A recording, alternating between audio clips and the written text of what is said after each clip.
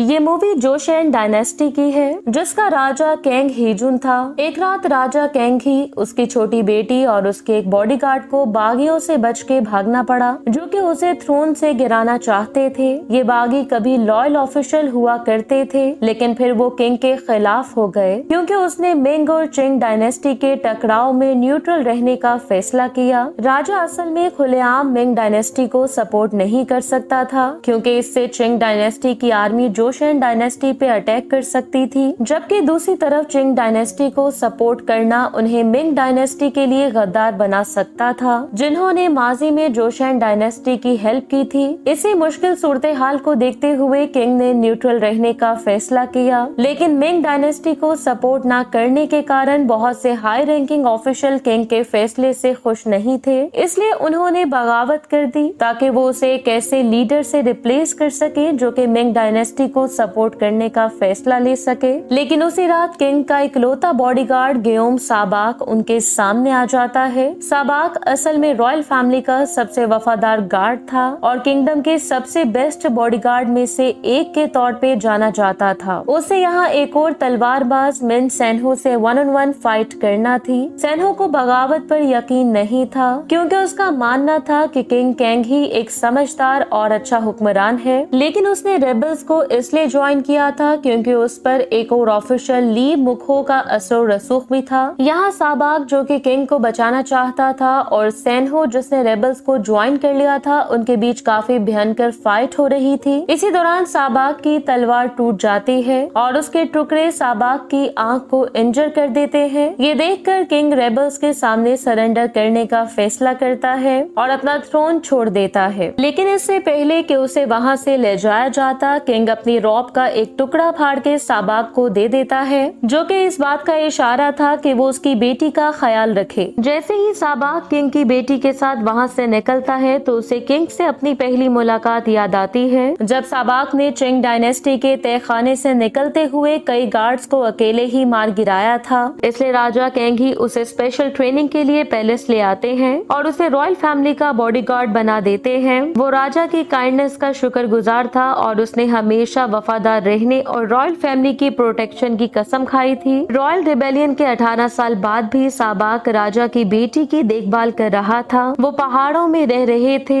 ताकि royal Jonsson troops उन्हें पकड़ न सके। उसने अपना नाम तेयुल रख लिया था, जबकि उस लड़की का नाम तायोक रखा था और उसे वो अपनी बेटी की तरह पाल रहा था। वो शिकार करके और उन जानवरों की स्किन करीबी मार्केट में बेच के गुजर बसर करते थे। तेयुल जंग से दूर अपनी पीसफुल लाइफ को एंजॉय कर रहा था, लेकिन उस टाइम सब कुछ बदल जाता है जब उसकी आईसाइट कमजोर होने लगती है। तायोक जो कि इस वजह से परेशान थी, वो अपने पिता की आंखें चेक करवाने एक मेल फिजिशियन को ले आती है। वो फिजिशियन उन्हें गांव से हर्बल मेडिसिन लाने का कहता है और उसी सूरत में ही तेयुल ब्लाइंड होने से बच सकता था। अगले दिन तेयुल और तायोक पहाड़ों को छोड़ के गाँव के लिए निकल पड़ते हैं, जबकि दूसरी तरफ हमें पता चलता है कि जोसेन किंगडम पर अब राजा इंजू की हुकूमत थी, जिसने बगावत के बाद राजा केंगी को रिप्लेस किया था। आज राजा इंजू की हाई ऑफिशियल्स से मीटिंग थी, जिनमें सेनहो और मुखो भी शामिल थे। वो ये बात डिस्कस करने के लिए जमा हुए थे कि चिंग डायनेस्टी जोसेन डायनेस्टी के बॉर्डर पे जालमाना कोलोनाइजेशन कर रही है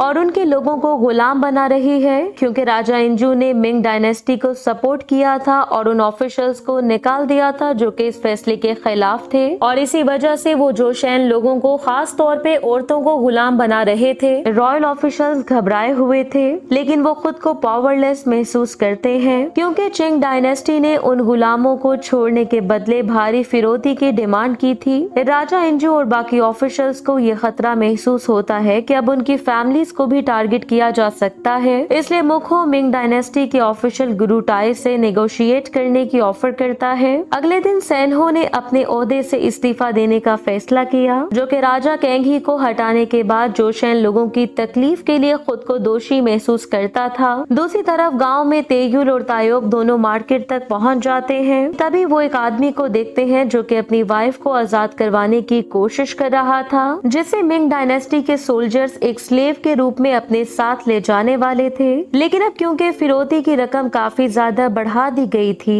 इसलिए वो आदमी अपनी वाइफ को छुड़वाने के लिए भीख ही मांग सकता था। तायोक को ये देख के काफी बुरा लगता है, इसलिए वो उनकी हेल्प करना चाहती थी, लेकिन तेयुल उसे रोक लेता है और उसे इस मामले में इन्वॉल्व न होने का कहता है। तभी वहाँ पे जोशेन सोल्जर्स भी पहुँच जाते हैं, लेकिन मिंग डायनेस्टी के सोल्जर्स को देख के वो इंटरफेयर ना करने का फैसला करते हैं। दूसरी तरफ मुखो गुरुटाई से मिलता है, जो कि स्लेव पोस्ट का एक जालिम लीडर और करप्ट चिंग डायनेस्टी के राजा का कजन भी था। मीटिंग के दौरान गुरुटाई जोशेन किंगडम की इंसल्ट करता है, जिससे सैनहो को इतना गुस्सा आता है कि वो अपनी तलवार निकालने लगता है। सैनहो की स्किल्स देखकर गुरुटाई उसे फाइट का चैलेंज करता है। सैनहो की फाइट गुरुटाई के खास आदमी हुआसिम से होती है, लेकिन सैनहो बड़ी आसानी से ये फाइट जीत जाता है। दूसरी तरफ ट्रेडिंग पोस्ट पे तेयुल और तायोक पोस्ट की ऑनर वाशान से मिलते हैं, लेकिन वो हर्बल मेडिसिन बहुत ही ज्यादा महंगी और नायाब थी और उसे खरीदने के लिए लोकल ऑफिशियल के अप्रूवल की भी जरूरत थी। तायोक इसके बदले उसे जानवरों की खाल देने की ऑफर करती है, लेकिन वाशान वो लेने से इनकार कर देती है और कहती है कि ये उस मेडिसिन की लागत को पूरा नहीं करती। ट्रेडिंग पोस्ट को छोड़ने के बाद तेयुल तायोक को एक ब्रेसलेट देता है, जो कि वो विलेज मार्केट से खरीदना चाहती थी।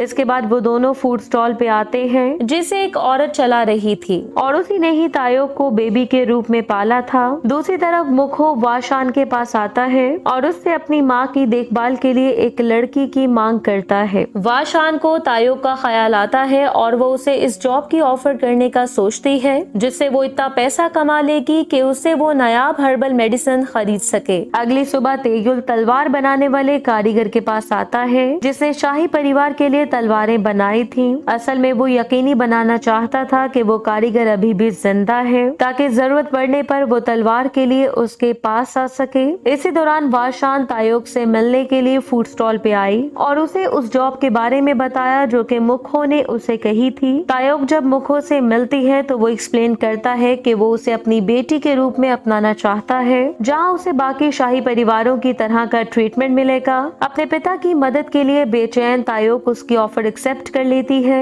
अगले दिन सैनहो जब मुखो के घर आया तो उसने वहाँ लाल कपड़े को नोटिस किया, बिल्कुल वैसा ही जैसा कि किंग कैंगही ने साबाक को दिया था। मुखो सैनहो को बताता है कि वो तायोक को एडॉप्ट करना चाहता था ताकि वो उसकी माँ का ख्याल रख सके। तेयुल जब रेस्टोरेंट वापस आया तो ऑनर ने उसे बताया कि वो तो ट्रेडिंग पोस्ट की एक औरत के साथ चली गई थी, इसलिए वो फौरन से ट्रेडिंग पोस्ट पहुंचता है, जहां हलचल मची हुई थी क्योंकि गुरुटाई के 3 लोगों ने कुछ सर्वेंट्स लड़कियों पे अटैक करने की कोशिश की थी। वाशान और उसके बॉडीगार्ड्स उन्हें रोकने की कोशिश करते हैं, लेकिन लड़ाई के दौरान एक आदमी जब वाशान को मारने ही वाला था तो तायोक उसे बचा लेती है। इसलिए गुस्से से भरा वो आदमी उस पे अटैक करने की कोशिश करता है, लेकिन तभी वहाँ पे तेयुल भी पहुँच जाता है। तेयुल लड़ाई से बचने के लिए उस आदमी से माफी मांगता है जैसा कि उसने डिमांड की थी, लेकिन जब हुआसिम इस बात पे इंसिस्ट करता है कि तायोक को उसके हवाले किया जाए तो उनके बीच फाइट होने लगती है। ये एक भयंकर फाइट थी, लेकिन तेयुल एक मजबूत फाइटर के तौर पर सामने आया था। वो हुआसिम को हरा देता है। सैनहो भी चुपके से ये फाइट देख रहा था और उसे पूरा यकीन हो चुका था कि साबाक और राजा कैंगही की बेटी अभी जिंदा है। उसी रात तेयुल तायोक को उसकी रियल आइडेंटिटी और पेरेंट्स के बारे में बता देता है, लेकिन तायोक अभी भी तेयुल की पिता के रूप में रिस्पेक्ट करती थी और कई सालों तक उसकी देखभाल करने के बदले में वो उसकी रक्षा करने की कसम खाती है। वो उसे बताती है कि वो एक नर्स बनेगी और एक ऑफिशियल की अडॉप्टेड डॉटर बनके वो इतना पैसा कमा लेगी जिससे वो हर्बल मेडिसिन खरीद सके। तेयुल जो कि उसके इस डिसीजन से खुश नहीं था, वो चुप रहता है क्योंकि वो जानता था कि उसने अपना मन बना लिया है। वो उस लड़की से अलग होने की तैयारी करते हुए गहरा दुख महसूस कर रहा था जिसकी उसने इतने लंबे समय तक देखभाल की थी। दूसरी तरफ सैनहो ने देखा कि मुखो कुछ ऑफिशियल्स के साथ सीक्रेट मीटिंग कर रहा है। उनका प्लान चिंग डायनेस्टी को राजा कैंगही की बेटी की जगह एक और लड़की ढूंढ कर देने का था ताकि वो इसके बदले अपने कुछ कैदी आजाद करवा सके और फिरौती की रकम कम करवा सके। मुखो ने किंग इंजू को भी लेटर भेजा था कि चिंग डायनेस्टी के जुल्म के खिलाफ कार्रवाई करे।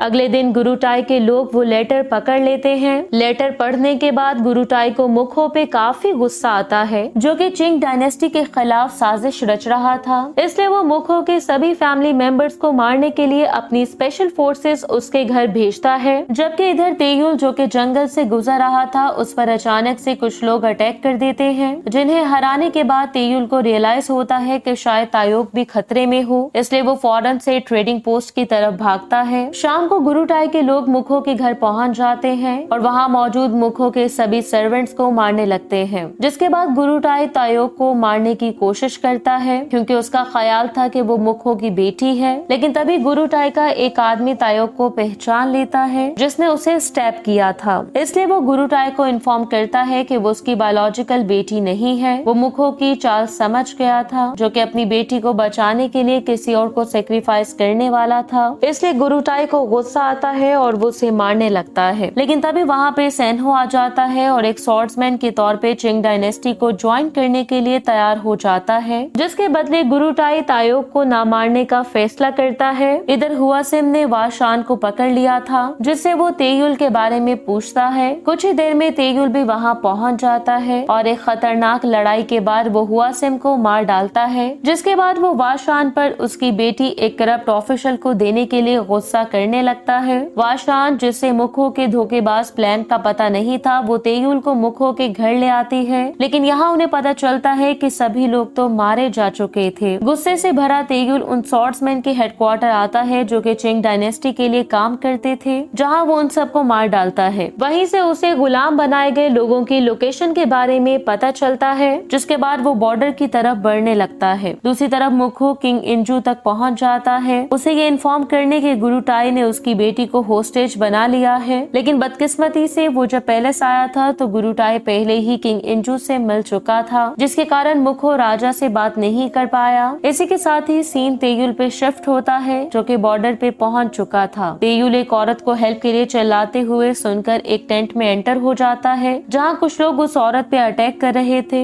ये देखकर तेयुल टेंट में मौजूद सभी लोगों को मार डालता है, जबकि बाहर एक ही गार्ड बच जाता है जो कि काफी ड्रंक था और दूसरी स्लेव गर्ल के साथ था। उस औरत को बचाने के बाद तेयुल उस कैंप गार्ड को धमकी देता है और उसे सभी लड़कियों को आजाद करने के लिए मजबूर कर देता है। लेकिन फिर भी तेयुल तायोक को नहीं ढूंढ सका था। उसे सिर्फ उसका ब्रेसलेट मिलता है जो कि आजाद होने वाली एक स्लेव उसे देती है। जिसके बाद तेयुल कैंप गार्ड को उसे उस जगह ले जाने का कहता है जहाँ चिंग डायनेस्टी के रूलर्स लड़कियों को गुलाम बना के रखते थे। अगले दिन मुखो का प्लान रॉयल आर्मी के साथ बॉर्डर पे मौजूद गुरुटाई की बेस पे अटैक करने का था और उसने इस बारे में किंग इंजू को नहीं बताया था। लेकिन नेगोशिएशन करते हुए मुखो का एक आदमी अचानक से एक कुल्हाड़ी से मारा जाता है। कुछ ही देर में गुरुटाई के लोगों और रॉयल सोल्जर्स के बीच फाइट स्टार्ट हो जाती है। लेकिन गुरुटाई के लोगों के पास राइफल्स होने के कारण वो बड़ी आसानी से रॉयल सोल्जर्स को मार डालते हैं। मुखो, जो कि करीब ही कहीं छुपा हुआ था, वो अपने लोगों को मरता हुआ देख के वहाँ से जाने का फैसला करता है। लेकिन गुरुटाई के दो और लोग वहाँ आके उसे धमकी देते हैं और वहाँ एंट्री होती है तेयुल की, जिसे कैंप गार्ड वहाँ ले आया था। गुरुटाई के आदमी फौरन से कैंप गार्ड को मार डालते हैं, जिसके बाद वो तेयुल से फाइट करने लगते हैं। ये देखकर चिंग डायनेस्टी के ट्रूप्स तेयुल पे गोलियां चलाते हैं, लेकिन तेयुल उन दोनों को शील्ड के तौर पे यूज करता है और ट्रूप्स के करीब पहुँच के उन पे हमला कर देता है। और एक लंबी और थका देने वाली फाइट के बाद तेयुल एक पूरी एनिमी फोर्स को खत्म कर देता है और सिर्फ एक आदमी ही बचता है जो कि वहाँ से भाग जाता है। मुखो को भी रियलाइज हो जाता है कि तेयुल असल में साबाक है। मुखो उसके सामने घुटने टेक देता है और उसे उसकी बेटी को बचाने की भीख मांगता है। तेयुल, जो कि कमजोर हो चुका था और उसका वीएन भी ब्लड था, वो मुखो को किसी भी चीज की फिक्र न करने का कहता है और उसे उस देश को सुधारने की कोशिश करने का कहता है जिसे उसने विश्वासघात से बर्बाद करने में मदद की थी। ये कहते ही वो नीचे गिरकर बेहोश हो जाता है। अगले दिन उसकी आंख ट्रेडिंग पोस्ट पे खुलती है जहाँ वाशान ने मुखो के ऑर्डर्स पर उसकी आंखों का हर्बल मेडिसिन से इलाज किया था। जिसके बाद वो तलवार लेने उसी तलवारबाज के पास जाता है जिसे वो पहले भी एक बार मिला था और उसी से ही वो गुरुटाई को हराने वाला था। दूसरी तरफ हम देखते हैं कि सेनहो तेयुल से फाइट के लिए प्रिपेयर हो रहा था क्योंकि गुरुटाई ने जोशेन लोगों को मारने की धमकी दी थी। अगले दिन तेयुल जब गुरुटाई के हेडक्वार्टर पहुंचता है तो सेनहो उसका वेट कर रहा था और वो दोनों अपने अपने गोल्स के लिए फाइट के लिए तैयार थे। जोशेन के दो बेस्ट फाइटर्स की लड़ाई काफी टेंस थी क्योंकि वो दोनों ही काफी स्किलफुल थे, लेकिन तेयुल, जो कि तायोक को बचाने के लिए डिटरमिन्ड था और राजा केंघी से किया हुआ वादा नहीं तोड़ना चाहता था, वो सेनहो को हराने में कामयाब हो जाता है। ये देखकर अब गुरुटाई खुद फाइट के लिए सामने आता है। पहले तो तेयुल गुरुटाई के तेज हमलों के सामने स्ट्रगल करने लगता है, लेकिन जब वो देखता देखता है कि गुरुटाई की सर्वेंट गर्ल तायोक को थ्रेटन कर रही थी तो उसे काफी ज्यादा गुस्सा आता है। सेकेंड राउंड में तेयुल ने जानबूझकर गुरुटाई की सर्वेंट गर्ल को इंजर कर दिया था ताकि तायोक की सेफ्टी को यकीनी बनाया जा सके, जिसके बाद वो अपनी बेस्ट स्किल्स को यूज करते हुए गुरुटाई पे अटैक करने लगता है और एक खतरनाक फाइट के बाद वो गुरुटाई को मारने में कामयाब हो जाता है। ये देखकर तायोक फौरन से उसे गले लगा लेती है। गुरुटाई के मरने और चिंग आर्मी की हार के साथ ही सभी गुलाम आजाद हो जाते हैं, जबकि बाकी के किंग ऑफिशियल्स जोशेन टेरिटरी को छोड़ देते हैं। इस मूवी के एंडिंग सीन में तेयुल अपनी प्यारी बेटी के साथ रीयूनाइट हो गया था और वो अपनी लाइफ पीसफुली गुजारने लगते हैं। इसी के साथ ही ये मूवी एंड हो जाती है। Thank you so much for watching.